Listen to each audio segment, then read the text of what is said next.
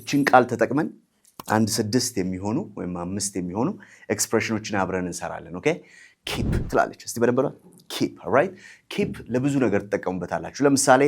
ካፌ ውስጥ ወይ ምናምን ሆናችሁ መልስ ሲያመጣላችሁ አስተናጋጁ ወይም ስታመጣላችሁ መልሱን ያዡ ለማለት ስትጠቀሙት አንደኛው ምን ይባላል keep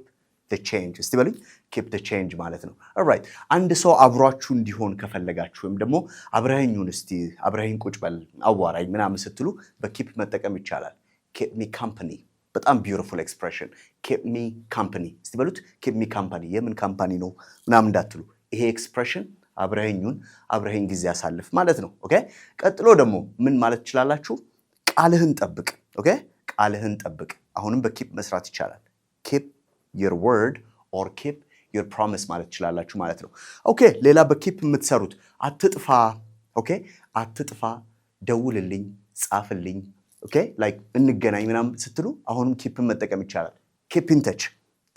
in touch ካላችሁ አትጥፋ ያላችሁት ነው ማለት ነው በጣም አሪፍ እየተከታተልክ ኢንፎርሜሽኑን አድርሰኝ እየተከታተልክ አሳውቀኝ ስትሉ አሁንም በkeep